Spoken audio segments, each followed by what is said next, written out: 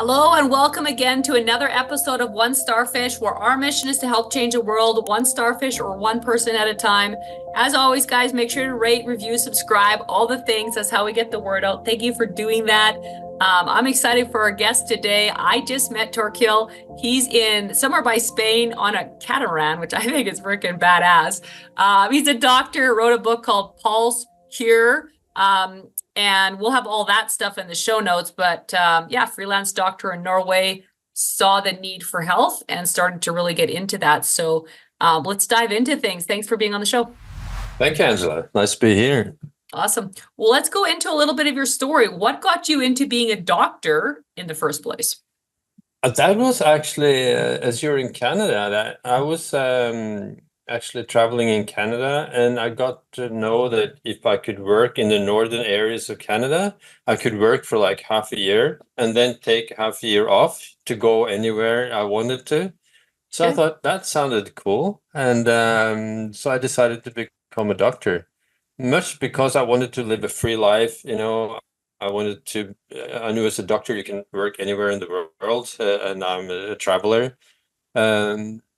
But I could do the same in Norway, my home country. I didn't know that. So this is what I've been doing in Norway for 25 years. Been working, traveling, doing photography, doing documentary filmmaking. And for the last 5-10 years, I've been writing books. As you said, the latest book is The Pulse Cure, which is about how to use wearables like smartwatches, smart rings, and all the new devices that can track your heart rate and activity to monitor the health. And the book has been in Norway, it's been a huge success. It's been like 69 weeks on the bestseller charts. And so the last year and a half, I've been only being like an author and doing interviews and podcasts and everything that follows. That's really cool. So he became a doctor and has to do with Canada. That's pretty cool. Not normally what happens in Canada. We're talking about that. This guy's been to like Saskatchewan even, which a lot of you guys listening probably don't even know where that is. So Google it.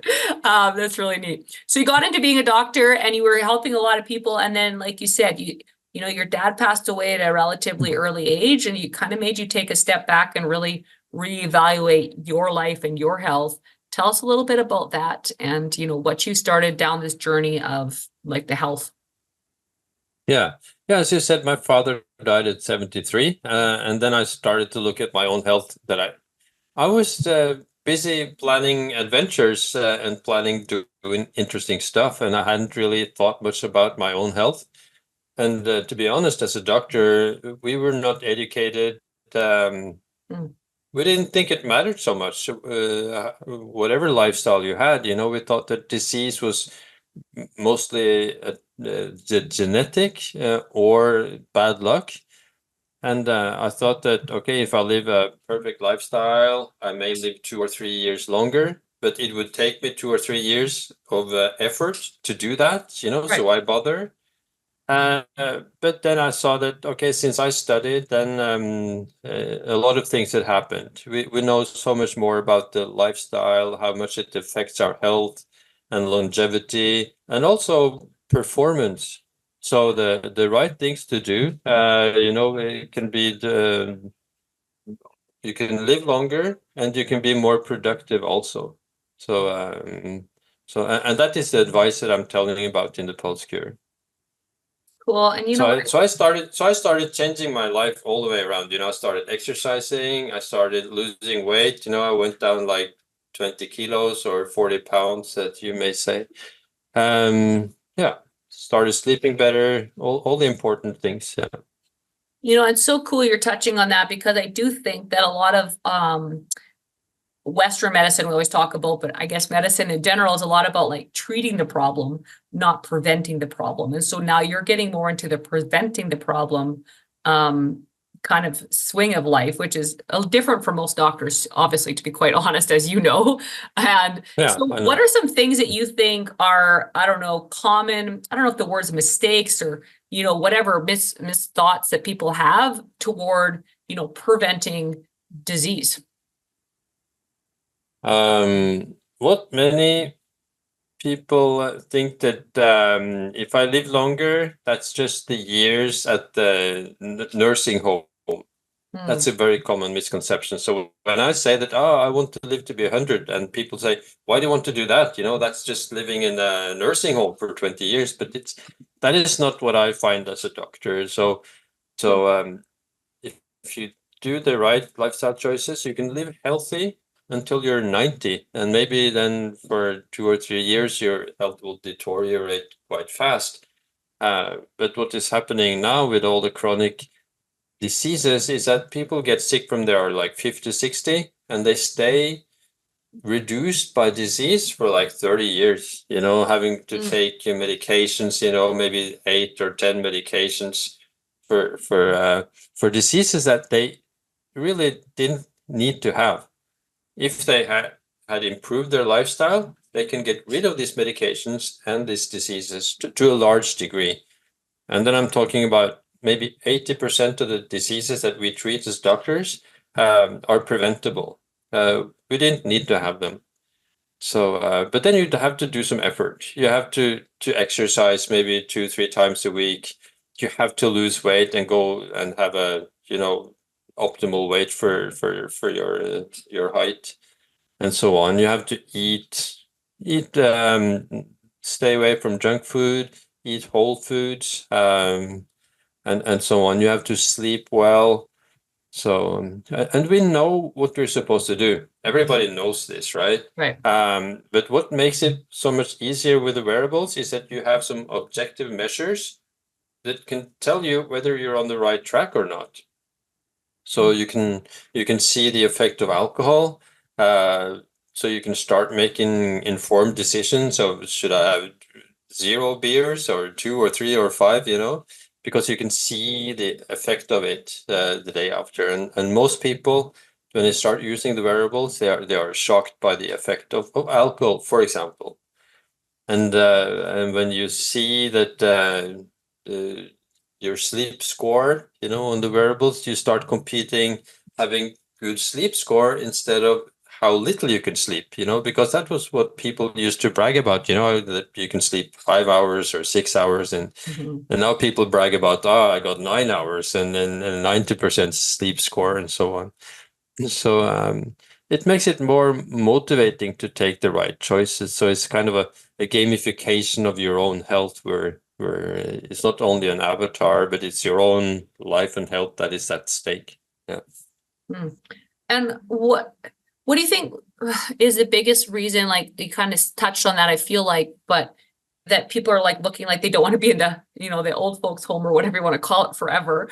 But of all the things with the sleep, with the food, with the gym and all that, or working out, whatever that is, what do you think is the biggest hole that most people seem to have across the world that you've seen?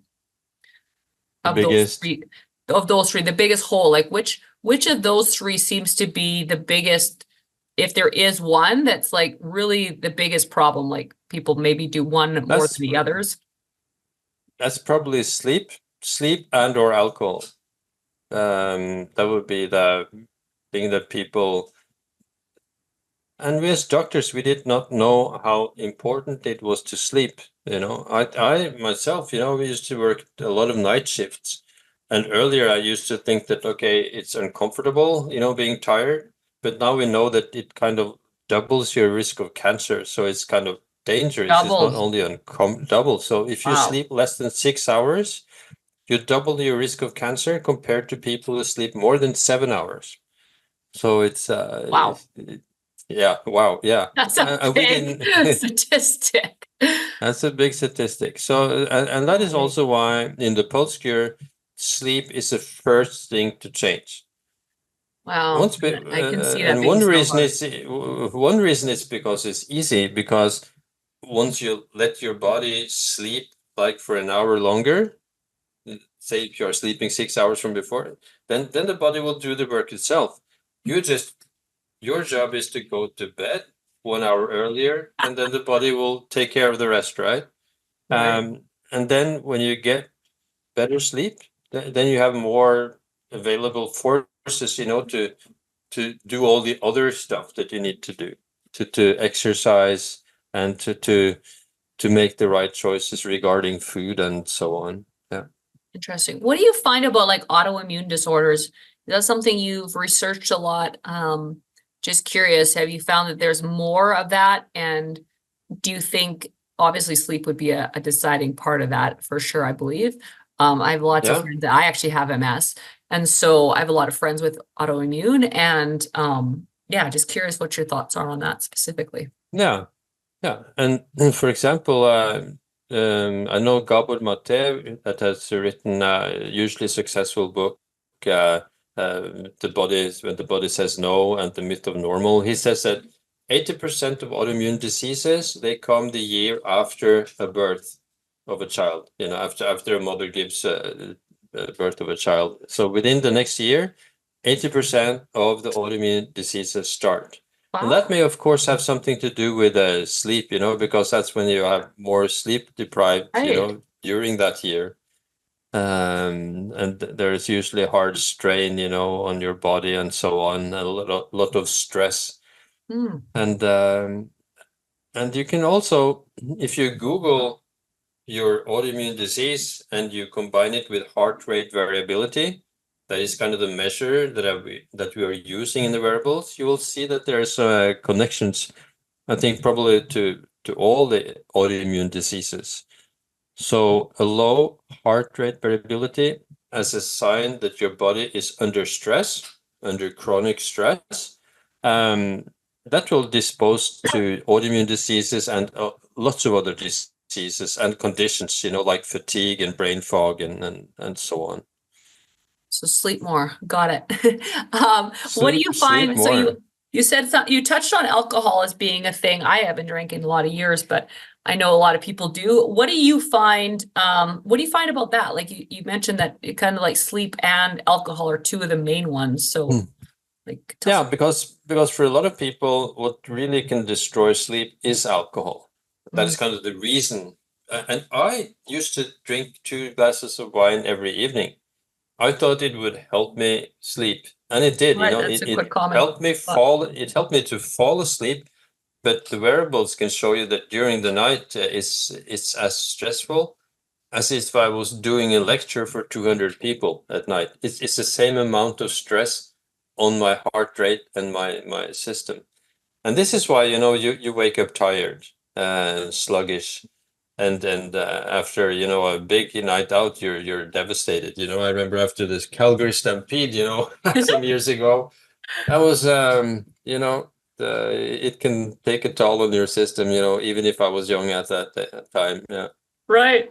Okay. So alcohol. So if someone is into drinking, is there a better kind of alcohol and like a limited amount? Like if you're listening to this, because I think that's a big thing in a lot of people life socially, like what's the best of the worst, I guess. The best of the worst with, when I deal with alcoholics, they drink pure liquor like vodka or gin. And in research, that is what gives the lowest, hangover effect. If you go to darker liquors or like red wine and so on, it can be worse. Really? But mostly the effect is the alcohol in itself. Right. So, and of course, it's so much more motivating to cut what I call the unnecessary glasses of wine, that when you could as well have a Coke or a cup of tea, or it doesn't matter much. And then you can save those drinks for like when there's a wedding or you go out with, with the guys or for girls. But like I did, to drink 2 glasses of wine every day, because that was actually what was recommended. It was regarded as healthy. Yeah, it was regarded as healthy, and I said, okay, yes, great, and fine, sure. But that was wrong, and that is probably because most people, because what they did was, and that shows, some of the trouble with research. So they could see that those people that was drinking 2 glasses of wine often, they lived longer. but they lived longer because they had friends, and they were not lonely in the same degree as people who were not drinking that much. So, and now we know that loneliness is a very big stressor on our system, and it's actually as dangerous as smoking, you know. So, Wow. so in general, we know so much more about how to be healthy, you know, because as you said in the beginning, that what we learned in medical school, and the main part of my job as a doctor, is to treat diseases after that they have started. Right. You know, we are waiting for people to get sick, and then we treat them with medicines. Right. And of course, big pharma is very happy about this, you know. Yep. And there's not so much money in preventative medicine, and we were not schooled in how to help people avoid getting sick. We didn't even know that it was so effective, that there was so much that we could do to help people avoid getting sick. Now we know much about that, but still it's not a big part of the healthcare system. I find that health conscious people know much more about all of this than the doctors I know, and that's probably your opinion from where you live as well. Yes. So it will not take you a long time to find out, and actually in the post-cure, on those 230 pages or whatever, should take you maybe 6 hours to read, you will get all the advice. It's kind of a collection, an easy to read collection of all the smartest things to do to live more healthily and longer. And it doesn't take you, it's not complicated, it's easy. What is complicated and hard is to treat people after they get sick. That is very complicated. Then you have to study for 6 years to find out how to stay healthy. You have to study for 6 days, you know. So it's not that difficult. And so you touched on, I just think this is so interesting, especially coming out of the last few years when the world was locked down. Loneliness is the same as smoking. So now, is it the being around people, or is it the feeling lonely? Because some people, I'm just curious, some people are very introverted, and actually I'm kind of one of them. And so like being around people, I'm around a lot of people, but I'm okay with not being in my mind. But some is it a mental aspect of feeling lonely, or is it actually like we need to be with people? Curious. Yeah, that's important. And because what it seems like is that it's the feeling that you have that you don't have enough connection. So You're feeling lonely. That you're feeling lonely because you would want more company or better company than you're having. And this stresses your system and this touches on our ancient brains, because our brains are still, you know, on the savannah 100,000 years ago in many aspects. And the most dangerous things, of course, 100,000 years ago was to be alone. So feeling lonely will have an effect on your immune system. So it will not work as properly as if you feel that you have the connections that you want. You know, this seems to explain, because I'm in the finance world, and we've been paying out a lot of claims for health. And I've said, like, the last few years, I think it's gone up through the roof. When you say that, that makes sense, because a lot of people, I think, were feeling very lonely, especially, you know, the last few years. And then, that's probably why that's one reason why they're possibly getting sick. That makes so much sense. Wow, that's so cool. So just little things like this. Guys, I know if you're listening to this, you definitely want to get the book. Are there certain food groups or food things that you find to be very bad comparably than others? Absolutely. And that is what surprised me and so many people, that one of the big stressors that you can see on your heart rate, that is your diet. And of course, we know that so much of these chronic diseases is the trouble these days. It comes from diet. So the stress is demonstrable. We can see it on our devices. And for me, I tolerate gluten not so much. So if I eat bread or pizza, things with lots of gluten in it, I see that they can be stressed for hours into the night. And also, I find that chili, like hot food, spicy food, that can be as hard on my system as alcohol, but not so much on other people. So now we have been sailing here, 7 friends, everybody with a Garmin watch, and I can tolerate chili, but many of the others can. Some can't.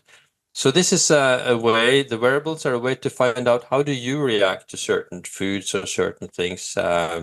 So it's kind of an individualization, personalization of medicine, because we as doctors, we mainly care about, what is the average of a research. You kind of find 1,000 people, then you expose them to some medicine or some stressor, and then you find out, okay, what is the average?